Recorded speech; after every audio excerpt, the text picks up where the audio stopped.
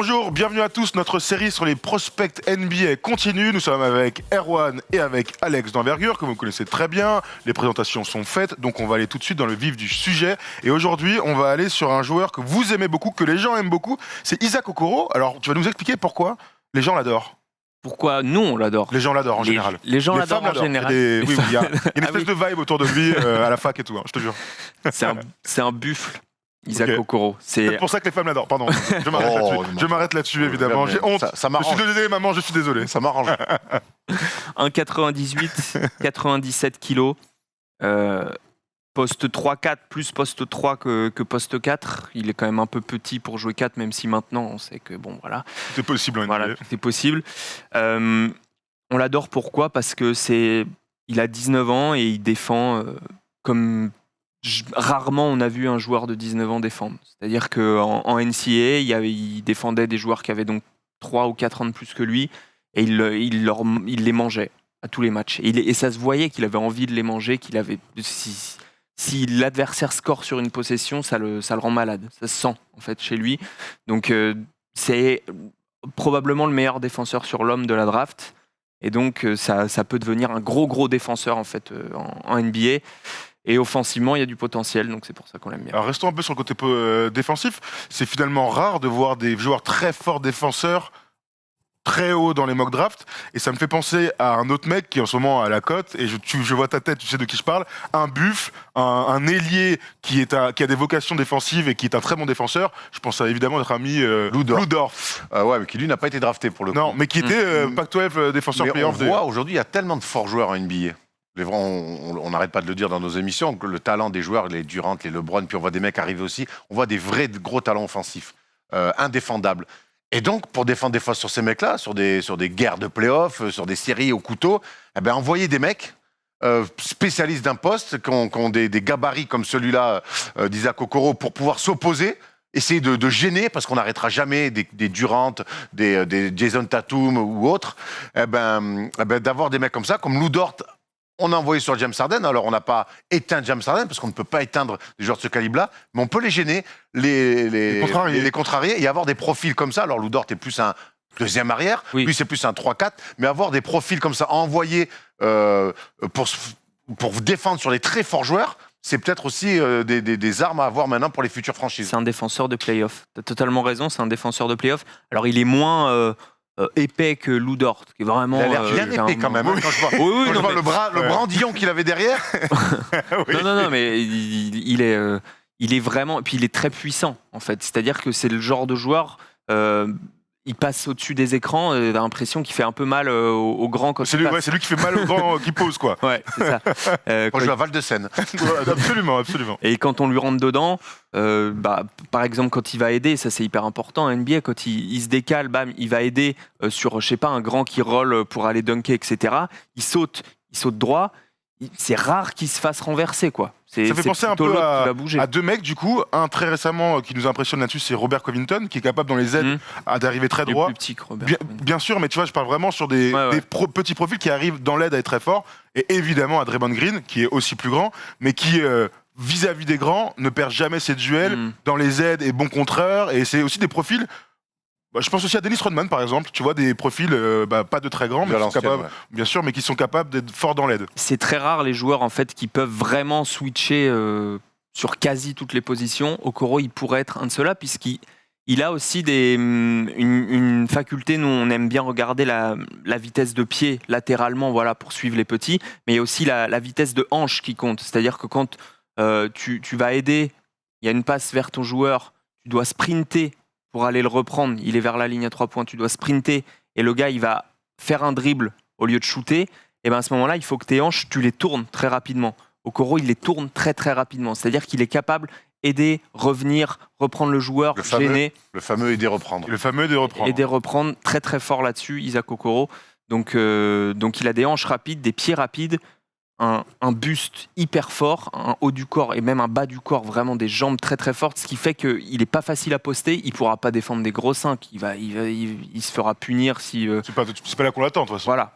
Mais il va pouvoir switcher 2 à 4 dès sa première saison probablement, et poste 1 assez rapidement, et sur des petits postes 5 aussi. Donc c'est très très intéressant pour des séries de playoffs et même pour la saison régulière. Ça va aussi lui garantir du temps de jeu très vite. Oui, ce serait une arme dans les effectifs. Donc ce que je disais à la base, c'est que c'est rare de voir des profils défensifs très hauts dans les mock drafts. Est-ce que on a vu ses stats, plus de 12 points, des pourcentages corrects au global. Est-ce que c'est à 3 points, il a l'air d'envoyer quand même. Au global. Ouais, il a l'air d'être Thierry Lafronde quand même. mais moi, ma question, c'est est-ce que son potentiel offensif, c'est ce qui a fait qu'il est allé dans une fac comme Auburn et pas un grand programme, par exemple? Son potentiel offensif. Auburn, j'ai pas trop les coulisses de la décision, mais c'est une fac qui a gagné en cote ces dernières années, justement parce que elle formait bien un peu ses joueurs. Enfin, Final Four il n'y a pas longtemps, non? Oui, c'est la saison passée. C'est la saison passée. C'est comme on a l'impression que c'était à 8 ans. Hein. Ouais. Non, mais c'est vrai. Donc la saison passée, c'était 2019. 2018, ouais. 2019, bien sûr. 2019. Oui, il n'y a pas eu de March Madness 2019. Oui. Et on n'y arrive plus. Ouais, non, mais c'est fou. Et oui, il y allait. Je ne sais pas s'il y allait dans l'optique d'être un one and done, c'est-à-dire de faire une année et de partir tout de suite. Mais en tout cas, il y allait parce que c'est une fac exigeante. C'est pas une fac qui est reconnue pour faire jouer ses freshmen, ses premières années énormément, etc. Mais c'est une fac exigeante, notamment du côté défensif. Et donc lui, ça correspondait bien à son profil en fait. Et donc oui, effectivement, s'il avait eu plus de potentiel offensif, peut-être qu'il aurait été plus évident que ce soit un one and done et qu'il aurait fini dans une fac aller un peu plus exposé médiatiquement, même si Auburn, ça reste une grosse fac d'une grosse conférence. Mais là, ce qui était très intéressant, c'est que en tant que première année, il a joué, j'ai les chiffres, 31 minutes par match. Énorme, ouais. Pour un coach qui fait jamais jouer ses freshmen. Bruce Pearl, il les fait jouer 5-10 minutes la première année. Et quand tu es deuxième année, là, tu commences à parler et tu as compris les schémas défensifs et tout. Il disait en interview, pour moi, Okoro, c'est un senior, en dernière année. C'est Bruce Pearl qui les coach? Ouais. C'est qui était à Tennessee, l'ancien Tennessee. Ouais. Très bien. Il aime bien les équipes oranges, lui. Hein. Apparemment. Alors, parlons de son jeu offensif. Quelles sont ses qualités offensives? Alors, offensivement, si vous regardez sa ligne de stats, effectivement, Erwan l'a dit, shoot, c'est un peu cata. Il y a moins de 30%. C'est une gestuelle, bon, on en parlera plus tard, mais c'est pas ouf. Ce qui est très intéressant, c'est que malgré ça, il tire très bien au cercle et qu'il a un bon pourcentage général. Donc ça tu veux dire qu'il est bon sur des lay-ups, sur la pénétration. Oui, mais c'est pas évident d'être bon sur ses pénétrations quand on n'a pas la menace d'un shoot et qu'on peut pas s'ouvrir facilement des lignes de drive. Après, quand c'est très physique en général et quand tu es encore en jeune, tu peux le faire. Le problème, c'est de faire ça au niveau pro. T'as tout compris. Là, non mais là, en gros, il se servait de sa puissance, de sa carrure. Enfin, quand il allait mettre un petit coup d'épaule à son adversaire direct, le gars reculait et du coup, ça lui faisait une finition facile au panier. Mais ce qui est intéressant, c'est qu'il a quand même des bons appuis et un bon handle pour son poste. C'est un poste 3. Il jouait poste 3 cette année à Auburn. Et donc, ça lui a permis de ne pas provoquer trop de fautes offensives. Il y en a en NCAA, c'est une plaie. Les arbitres sifflent dès qu'il y a un mec qui tombe, il y a faute offensive, quoi. Et donc lui, il s'est plutôt bien débrouillé là-dessus. Et il a montré, il fait 2 passes décisives par match, alors qu'il touchait vraiment peu de ballons en attaque. Et donc ça veut dire 2 choses. Ça veut dire que très bonne vision de jeu, très bon QI basket, et aussi passeur fonctionnel. C'est-à-dire que voilà, il a la balle, il y a un petit décalage. Il va réussir à faire vivre le décalage par un dribble et à voir la bonne passe. Et ça, c'est hyper important pour son rôle en NBA parce qu'il ne va pas être créateur en NBA. Donc la balle, elle va lui arriver avec un décalage. S'il ne peut pas punir avec le tir, il va falloir qu'il prenne vite la bonne décision. Et on pense, en tout cas, qu'il a et les capacités techniques et les capacités mentales pour le faire. Le fameux swing, c'est ça. Passe, le swing. Des fois, simplement au basket, faire ça, c'est bien joué. Et malheureusement, mais faut-il encore le comprendre? Parce que des fois, faire ça, hop, c'est trop tard, hop, overplay, le truc, on les connaît, non, mais c'est pour ça que c'est important sur des petits détails de voir, parce qu'on a beau dire que les mecs à 19 ans, ouais, mais il faut qu'ils progressent encore dans la lecture. Moi, je crois que des mecs à 19-20 ans, qui sont nuls, qui sentent pas le jeu. Ouais. À 25, tu vas pas devenir le Victor Hugo de la NBA, tu vois, dans la lecture. Donc c'est important. Ça marche. C'est important. Victor Hugo de la lecture, ça marche. Pour moi, c'est important très tôt finalement de déceler des mecs qui arrivent, alors des athlètes, comme tu dis, forts défenseurs. On a compris son profil, Mais si en plus tu rajoutes à ça un peu un sens du jeu, on ne parle pas d'un Steve Nash qui fait des passes dans le dos, non. mais juste sentir que là, boum, c'est à l'opposé que ça se passe. Finalement, hop, la fin de renversement, je vais la remettre là-bas parce qu'il y a eu un décalage, ils ont anticipé. Ça, il va gagner du temps et des minutes. Et il y a aussi le fait qu'aujourd'hui, en NBA, on fait faire des écrans à beaucoup de joueurs extérieurs aussi. Et lui, Miami, hein. Lui, il a été utilisé un petit peu dans ce rôle-là cette année, alors très peu, mais il a sur le côté rôle. Sur le côté rôle, et du coup, lecture en sortie de rôle. Voilà, on lui fait la petite passe, et là, il se retrouve avec le ballon, une supériorité numérique, ou en tout cas un petit décalage. Il est au niveau, soit en tête de raquette, soit au niveau des lancers francs. Et bien là, il peut prendre la bonne décision aussi. Ça, c'est intéressant. Pour la suite, et pour son évolution, effectivement, le but, c'est pas qu'il soit un créateur dans une équipe, mais quand tu es le troisième joueur à l'opposé, si tu as un gars qui sent bien les coups, ça peut te faire gagner des matchs. Prendre les bonnes décisions, quoi. Absolument. Pas obligé après, il n'est pas meneur de jeu, donc on va pas lui demander de faire du Chris Paul, mais lire un surnombre s'il y a une trappe, ou après un pick and roll, lire un surnombre d'un 4 contre 3, des trucs comme ça, aller chercher le corner, aller chercher le mec dans le short, sur la baseline qui va jouer la ligne de fond. Tu vois, voilà, ça c'est des trucs simples, mais tout le monde ne le maîtrise pas, malheureusement. Mais quand tu maîtrises ça, ce qui n'est pas très compliqué, eh ben, tout de suite, ça te permet de pouvoir jouer, quoi. On a parlé de son physique, on a parlé de son QI basket qui est très intéressant. Du coup, forcément, sa grande lacune, c'est le tir extérieur. S'il progresse pas, il aura pas beaucoup de temps de jeu. Parce qu'aujourd'hui, il faut tirer en NBA. Il faut savoir shooter, surtout quand tu es poste 3. Enfin, lui, c'est pas un mec qui va dunker sur pick and roll, quoi. Donc, il aura pas cette excuse-là. Donc, il faudra qu'il shoot. Là, il est à 29%, sachant que c'est des tirs grands ouverts. C'est-à-dire que les adversaires, ils savaient, Okoro, il shoot pas trop. Vraiment, il était ouvert, quoi. C'était des shoots d'entraînement. Donc 29% sur des shoots d'entraînement, c'est quand même pas beaucoup. C'est pas les 29% d'Anthony Edwards qui est projeté numéro 1, qui prenait que des shoots kata avec deux gars sur lui, quoi. Donc des shoots kobiesques, hein, évidemment. Ouais, c'est ça. Après ça, le tir, là, pour le coup, c'est l'inverse du QI.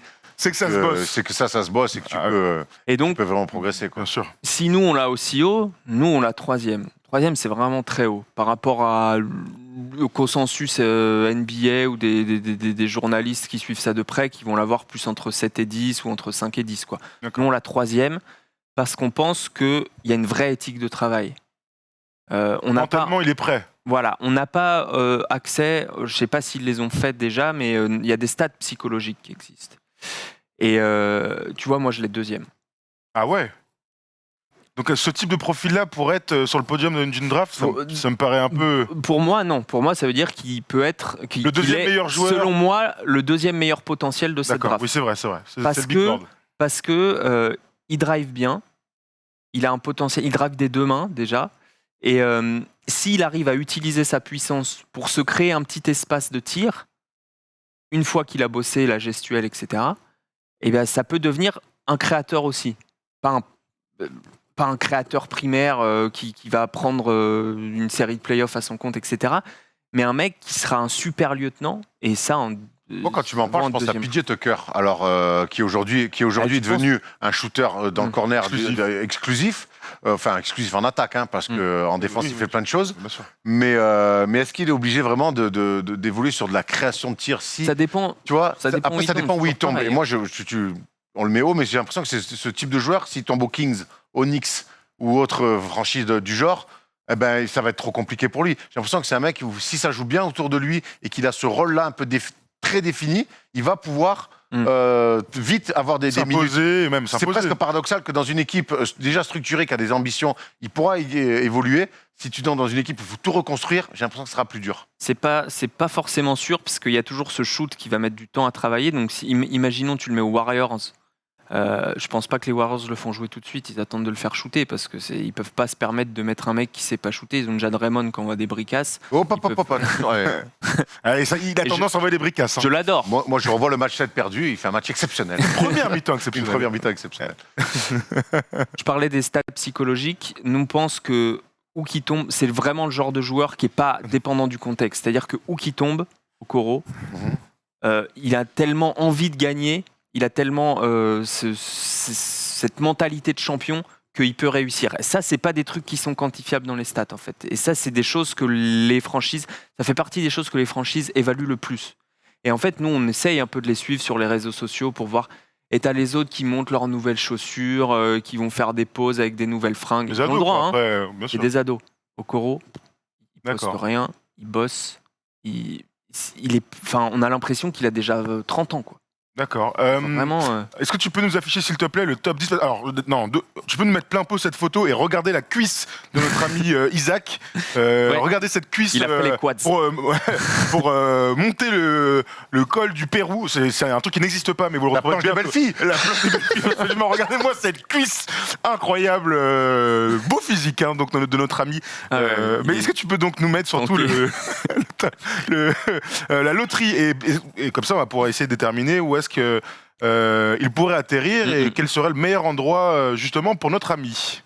C'est très difficile parce que c'est un profil qui à la fois va être utile tout de suite, mais les équipes qui sont en haut de la loterie, elles n'ont pas forcément besoin d'aide tout de suite. En fait. À part les Warriors. Ou Minnesota, en vrai. Mais Minnesota, c'est trop pour lui. Je pense qu'on peut exclure vraiment le top 3. Même les Hornets, ils vont aller prendre le plus haut potentiel et c'est pas forcément lui qui aura le plus haut potentiel à ce moment-là, même si lui il présente moins de risques en fait, vu qu'il est déjà bon en défense, etc. Les Bulls, parce que t'en penses Erwan, mais je le vois pas. Ils ont l'autre de Washington.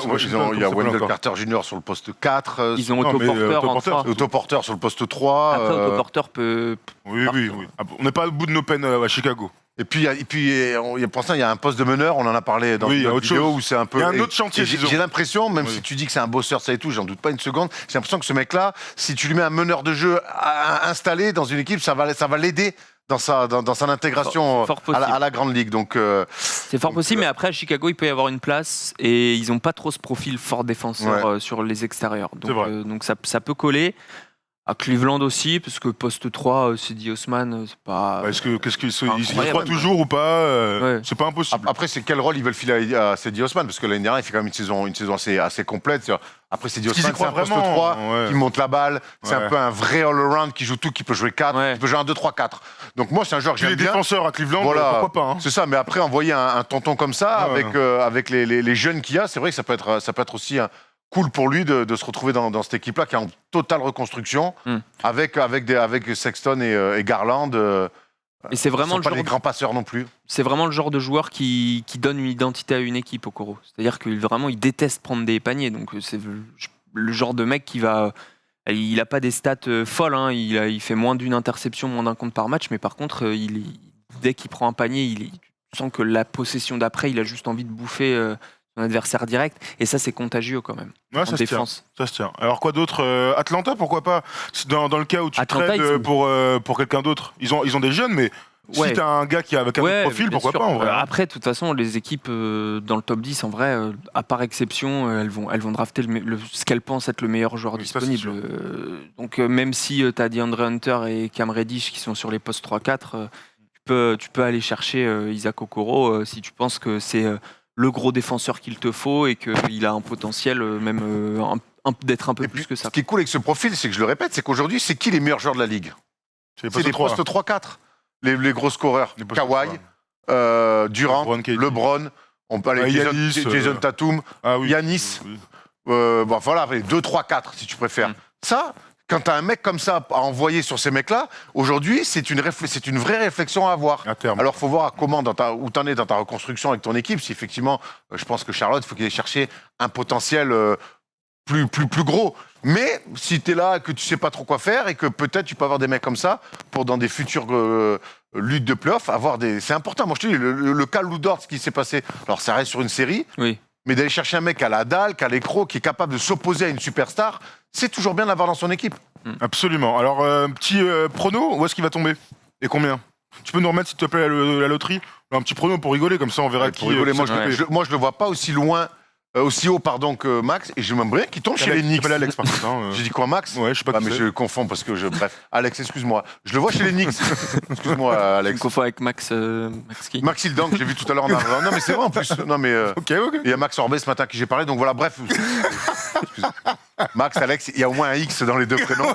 C'est vrai. Donc on va essayer chez les X, puisque je le vois. J'aimerais bien, en tout cas, ce genre de profil qui tombe chez les Knicks. Tu parles de contagion quand il ouais, complètement, moi, tu le sais. Mais tu parles de contagion quand il défend. Je crois qu'il y a besoin de ces profils un peu dans cette équipe-là, de mecs un peu. Alors, il y a Frank Ntilikina, un bon défenseur, mais qui doit encore s'installer. On va voir comment ça se passe avec Thibodeau. Et Thibodeau qui vient d'arriver, avoir comme ça une espèce de pitbull autour d'un Randle qui est plus un peu dans le scoring et qui se cherche encore un peu, même s'il fait une saison correcte, mais qui ne s'est pas encore trouvé. Je pense qu'avoir un chien comme ça, qui peut amener par son énergie et par sa défense, et puis le Garden va le kiffer. Donc allez, je dirais les Knicks. Je pense que s'il glisse jusqu'aux Knicks, ce serait une très bonne nouvelle pour les Knicks, effectivement. Nous, on le voit dans les 3 meilleurs joueurs de cette draft, donc pour les Knicks, ce serait pas de refus si effectivement il confirme vos espoirs. Moi, si je parie Cleveland, je pense. Très bien. Cleveland en 5. Vous nous dites dans les commentaires ce que vous en pensez de notre ami Isaac Okoro de Auburn. Nous, on va se quitter maintenant. On a fait le tour de son profil. On se retrouve la semaine prochaine. Long. Pardon ? Le tour d'Isaac Okoro, c'est long. Le tour d'Isaac Okoro, bah ouais, écoute, c'est comme le tour en 280 jours. Je sais plus comment s'appelle ce jour. 80 jours d'ailleurs. Si je te ça, non ? Qu'est-ce qu'il y a ? Le livre dans 80 jours. Oui, 80 jours. Recadre-le. On vous souhaite une bonne journée. On se retrouve à la prochaine. Regarde le retour. On se retrouve pour une prochaine vidéo. On parlera de Tyrese. Comment s'appelle-t-il déjà ? Haliburton, bien sûr. Tyrese Haliburton. Bah oui, évidemment. Allez, salut, ciao.